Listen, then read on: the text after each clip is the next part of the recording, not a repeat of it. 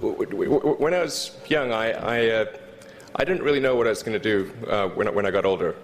People kept asking me, but then eventually I thought that the idea of inventing things would be really cool. And the reason I thought that was because I read a quote from Arthur C. Clarke, which said that a sufficiently advanced technology is indistinguishable from magic, and that's really true. If you go back, say 300 years, the things that we take for granted today would be you'd be burned at the stake for. Being able to fly, that's crazy. Being able to see over long distances, being able to communicate, having effectively with the internet a group mind of sorts, and having access to all the world's information instantly from almost anywhere on the earth. This is stuff that really would be magic, or would be considered magic in times past. In fact, I think it actually goes beyond that, because there are many things that we take for granted today that weren't even imagined in times past. They weren't even in the realm of magic. So it actually goes beyond that. So I thought, well, if I can do some of those things, basically if I can advance technology, then that's like magic, and that would be really cool. And I always had sort of a slight existential crisis, because I was trying to figure out what does it all mean? Like, what's the purpose of things? And I came to the conclusion that if we can advance the knowledge of the world, if we can do things that expand the scope and scale of consciousness, then we're better able to ask the right questions and become more enlightened, and that's really the only way forward. So I studied physics and business, because I figured in order to do a lot of these things, you need to know how the universe works, and you need to know how the economy works. And you also need to be able to bring a lot of people together to work with you to create something, because it's very difficult to do something as an individual if it's a significant technology. So I originally came out to California to try to figure out how to improve the energy density of electric vehicles, basically to try to figure out if there was an advanced capacitor that could serve as an alternative to batteries. And that was in '95, and that's also when the internet started to happen. And I thought, well, I can either pursue this technology where success may not be one of the possible outcomes, which is always tricky, or participate in the internet and be part of it. So I decided to drop out. Now, obviously, fortunately, we're past graduation, so I can't be accused of recommending that to you. So did some internet stuff. Did a few things here and there. One of which was PayPal. And I think maybe it's helpful to say one of the things that was important then in the creation of PayPal was kind of how it started, because initially the initial thought was with PayPal was to create an agglomeration of financial services, so to have one place where all of your financial services needs would be seamlessly integrated and work smoothly. And then we had like a little feature which was to do email payments. And whenever we'd show the system off to someone, we'd show the hard part, which was the agglomeration of financial services, which was quite difficult to put together. Nobody was interested. Then we'd show people email payments, which was actually quite easy, and everybody was interested. So this is, I think it's important to take feedback from your environment. You want to be as closed loop as possible. So we focused on email payments and really try to make that work, and that's what really got things to take off. But if we hadn't responded to what people said, then we probably would not have been successful. So it's important to look for things like that and focus on them when you see them, and you correct your prior assumptions. And then let's get to work. going from PayPal, I thought, well, what are some of the other problems that are likely to most affect the future of humanity?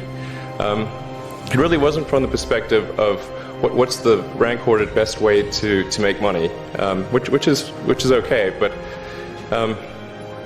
it was really what I think is going to most affect the future of humanity. So I think the biggest terrestrial problem we've got is sustainable energy, but the production and consumption of energy in a sustainable manner. If we don't solve that this century, we're in deep trouble. And then the other one being the extension of life beyond Earth to make life multiplanetary. So that's the basis for the latter is the basis for SpaceX, and the former is the basis for Tesla and Solar City.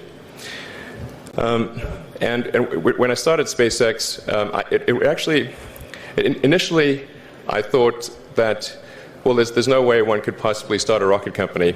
I wasn't that crazy.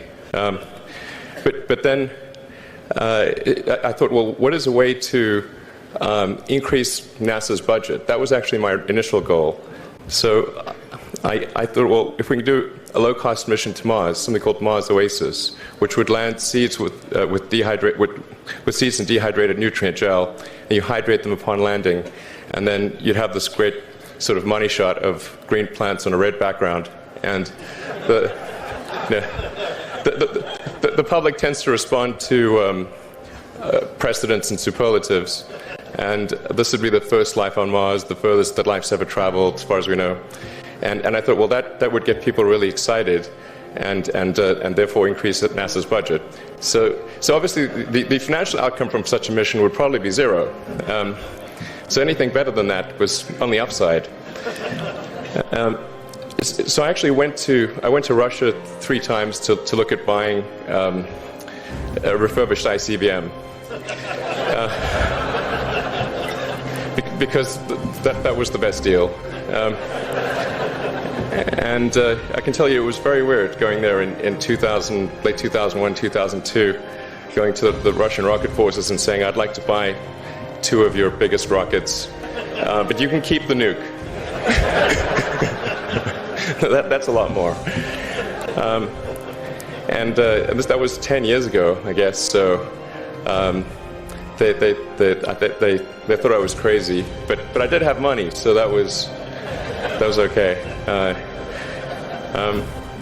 And after making several trips to Russia, I came to the conclusion that actually my initial impression was wrong about because my initial thought was, well, that there's not enough will to explore and expand beyond Earth and have a Mars base and that kind of thing. But I came to the conclusion that was wrong. In fact, there's plenty of will, particularly in the United States, because the United States is a nation of explorers, of people who came here from other parts of the world. I think the United States is really a distillation of the spirit of human exploration. So, but if people think it's impossible, then, or it's going to completely break the federal budget, then they're not going to do it. So after my 3rd trip, I said, okay, well, what we really need to do here is try to solve the space transport problem, and started SpaceX. This was against the advice of pretty much everyone I talked to. One friend made me sit down and watch a bunch of videos of rockets blowing up. Let me tell you, he wasn't far wrong. It was tough going there in the beginning because I'd never built anything physical. I mean, I'd built like little model rockets as a kid and that kind of thing, but I'd never had a company that built anything physical. So I had to kind of figure out how to do all these things and bring together the right team of people, and so we did all that and then failed 3 times.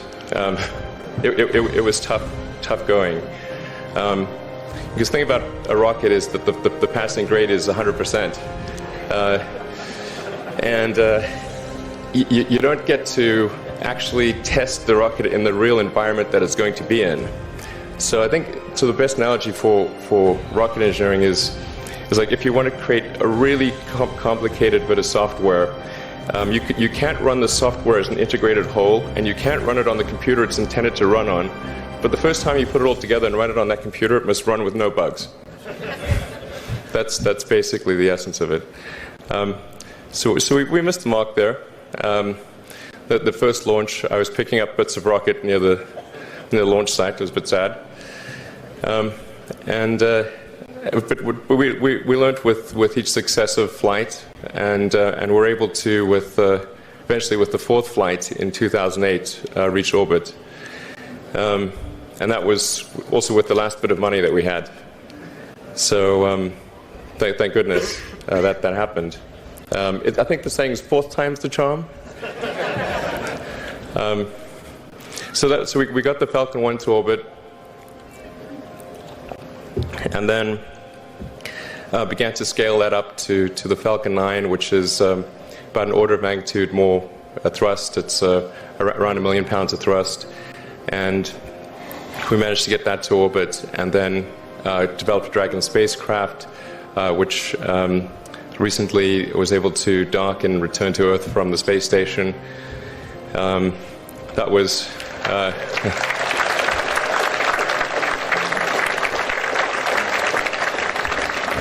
thanks. That was a white-knuckled event. Yeah, it's a huge relief. Still can't quite believe it actually happened. But there's a lot more that must happen beyond this in order for humanity to become a spacefaring civilization, and ultimately a multi-planet species.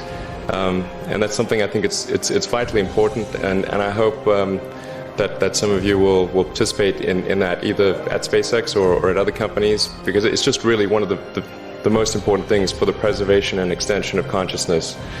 I mean, it's worth noting, as I'm sure people are aware, that the Earth has been around for 4 billion years, and civilization, at least in terms of having writing, has been around for 10,000 years, and that's being generous. It's really somewhat of a tenuous existence that civilization and consciousness, as we know it, has been on Earth. And I think I'm actually fairly optimistic about the future of Earth. So I don't want to sort of people to have the wrong impression that I think we're all about to die. I think things will most likely be okay for a long time on Earth, but not for sure, but most likely. But even if it's sort of 99% likely, a 1% chance is still worth spending a fair bit of effort to ensure that we've backed up the biosphere, planetary redundancy, if you will. And so I think it's really quite important.